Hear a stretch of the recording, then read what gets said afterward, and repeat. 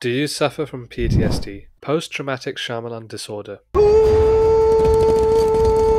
Well, Netflix are here to cure you of this life-threatening condition, with some side effects here and there, but overall it's here to save you from that live-action adaptation of The Last Airbender way back in 2010, and provide you with a new and improved version, consisting 8 episodes with culturally appropriate casting and everyone's favourite Cabbage Man. So after the catastrophic reception of the Shyamalan movie, the hope of The Last Airbender ever being remade into live action was incinerated. But when we heard that the original showrunners were involved as executive producers, a slight sense of excitement re-emerged within the fans of this beloved story. However, in 2020 they departed due to creative differences, so the overall impression was still up in the air about what to expect. But surely you can't do worse than the film, because you can use that as a template on how not to fail. And now that I've watched all 8 episodes of the first season, which covers Book 1 Water, I can honestly say I enjoyed this show, for the most part. It was a huge task to match the heights of the original series. It's one of the best TV shows ever created. I wasn't looking for this show to be on par with the animated.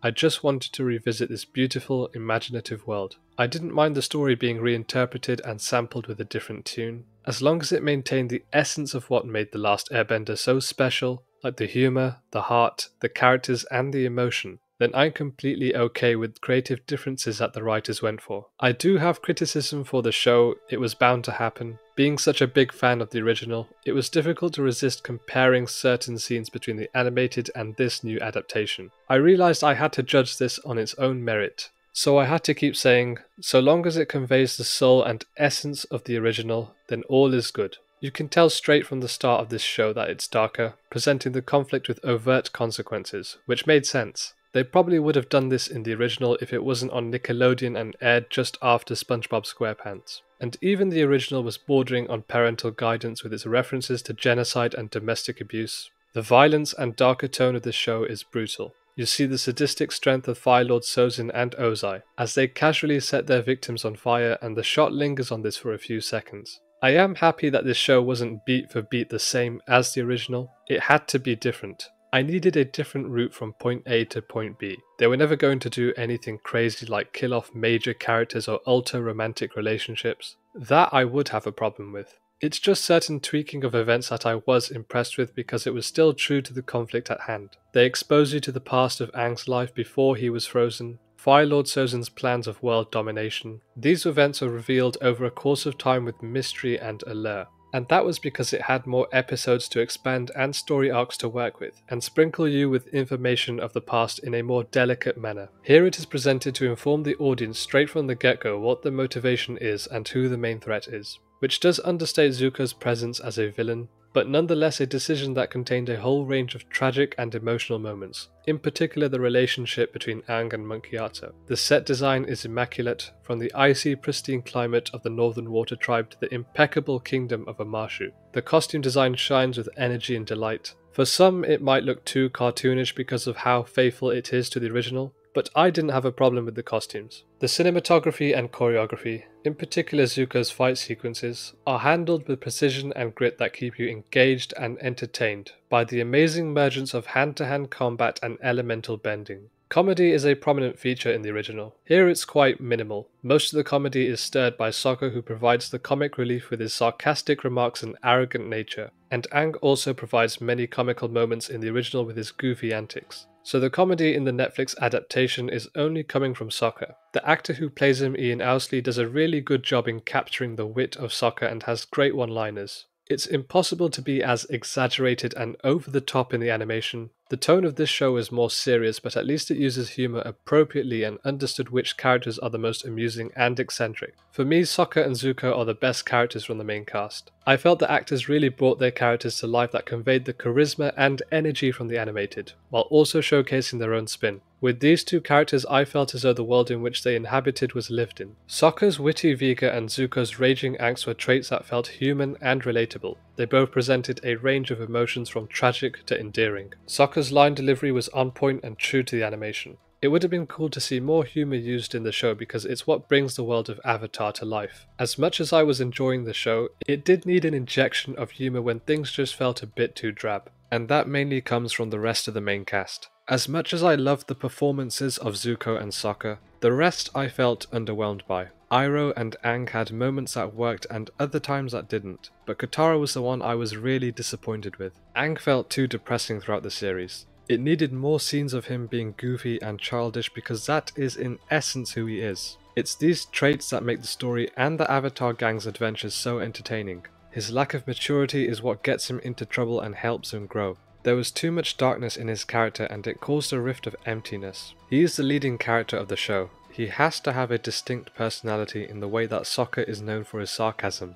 Aang is known for his goofiness, but I don't know why they didn't keep this trait in the show if they kept Sokka's sarcasm and wit. It's what made Aang so likable. The actor wasn't doing a bad job in portraying him, but some of his lines were lacking in emotion, and that was more so to do with the script and dialogue than his performance. But we'll get onto that later. In this world where there is so much loss, so much tragedy, so much expectation for a young boy to carry on his shoulders, everyone should be baffled by how unserious he is. And that's not saying he doesn't care. We know he is capable of being mature and wise. But he is still a kid and the show didn't make his trials feel as difficult as they could have been. And that again was to do with the script and pacing. Aang is a character that requires peculiar traits because that's what makes him stand out. And the same can be said for Iroh, a character who is full of humour and wholesome moments, but can also deliver moments of fear and intensity. I have no problem with the casting. The actor does the best he can with the direction he was given. He doesn't have the resonant and vibrant voice from the original. He is softly spoken, which is how Iroh speaks, but in the original there is a coarse texture to his tone that added this layer of familiarity and warmth to the character.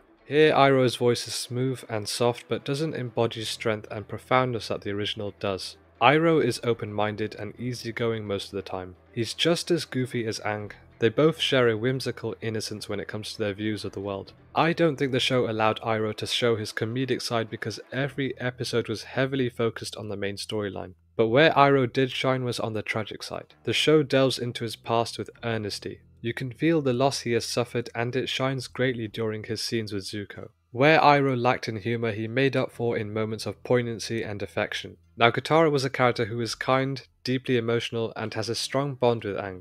Unfortunately, these aspects are non-existent, and I don't really want to blame the actress. I really think the blame is on the direction and the writing. There was a sincere lack of urgency in the way she delivered her lines. She shined in moments when arguing with Sokka, but their relationship was scarcely explored when really it should have been, because that's when Katara shined. She is just emotionless throughout the show. The writers did not put her in positions that challenged her. On Kyoshi Island, she wasn't jealous and bitter about Aang being treated like a famous celebrity by the girls. This would have added layers to her character, but she comes out of the story arc with no development. Again, in Amashu, her relationship with Jet didn't feel like she was enamored by him, and she didn't seem devastated by his betrayal. Katara is a character who can go from being loving and caring to fierce and terrifying. There wasn't much anger or love being conveyed, and Jet was a character who was really lacking that deceitful animosity that the animation was able to provide. Although the performance of Katara failed to impose an impact on the character, the writing and direction are far more culpable for not putting her through obstacles that would emotionally affect her. The only scene that did work was in the Spirit episode where she revisits her experience of losing her mother.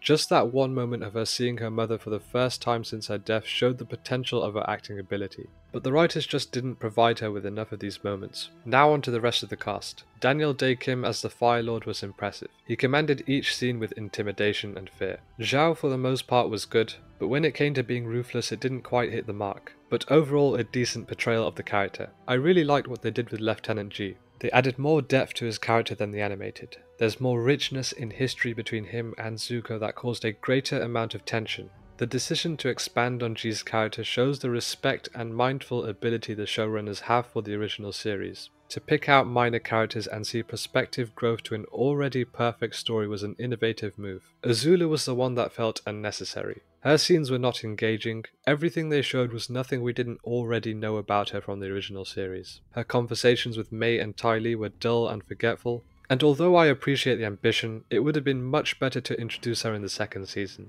Now the dialogue is something that really falls short in this show, and that's down to characters delivering their lines like an instruction manual rather than a human being. There were just too many scenes of exposition. There was just too much of I am the Avatar, I must master all 4 elements and bring balance to the world. When you have dialogue that just explains the plot, the world and story loses plausibility. At the end of the first episode, the most obnoxious line occurs when Aang says in a closing monologue that he is the Avatar, and this is just the beginning. I hate when shows and films are consciously addressing the audience with the condescending line "this is just the beginning." Giving characters dialogue with back and forth conflict, distinct expressions and unique personalities is a template that the original already has. It baffled me as to why the show didn't continue this form. A lot of the minor characters felt more like pawns than people because they were given lines that forced the story to progress rather than grow their own persona. Especially Appa and Momo, who are also non-existent. They have a huge presence in the original and none of that was used here. And a lot of that comes down to the pacing of the show. So the Netflix show covers season 1 in 8 episodes as opposed to the 20 episodes from the original. They intertwined and mixed story arcs into one episode, which was ambitious and I applaud the creativity, but other times it felt as though they were cramming too much. In Amashu, I like the integration of Jet's storyline with King Boomy's, but in the next 2 episodes they mixed out 4 episodes, which was really overwhelming. And it made the last 2 episodes in the Northern Water Tribe feel undeserved. It didn't feel like the characters went through enough change once they got to the season finale. For that reason, the last 2 episodes are my least favourite. There needed to be more episodes because they've travelled from the south all the way to the north with very little development. They should be exhausted, angry, emotionally drained. Even if that meant exploring episodes that weren't as crucial to the main plot, it's still development and also expands on the imaginative world of Avatar. The bending for the most part looked convincing. There was no single rock being thrown by 5 earthbenders. The water bending was the least impressive. Just because of the pace of the bending, it looked sluggish. The worst example of this was the fight between Katara and Master Paku. The way that fight flowed was poorly choreographed. It was rushed and didn't even have the emotional impact that the animated conveyed. The fight became so intense that Katara's hair fell loose. This appearance is supposed to display a ruthless and fearless side to a character that we haven't seen, but the whole scene was dealt with poorly. The way she fell was slow and anticipated. It was nowhere near convincing. When Paku asked if she's had enough, Katara's reply is not delivered with any hatred or energy. She's supposed to hate this man. She is blinded by rage, but that wasn't the case. I appreciated the respect that the showrunners had for this world. Visually, it was stunning. The mixing and blending of certain story arcs might have been a bit too perplexing and overstuffed, but I honestly felt as though the characters' goals never lost sight in these changes. The show is nowhere near the level of the original, but if I were to judge this on its own merit, it is a thoroughly enjoyable show with great world building, blistering action and emotionally poignant moments that make it worth the watch. Yes, the writing does suffer from expository dialogue, which causes damage to the performances, but the scale and imagination of this live-action adaptation is sumptuous in storytelling and feels epic in its own right, and I was just glad to revisit a world that felt respected and adored. So I hope that this show does get a second season, as there is a lot of hard work and passion gone into making this.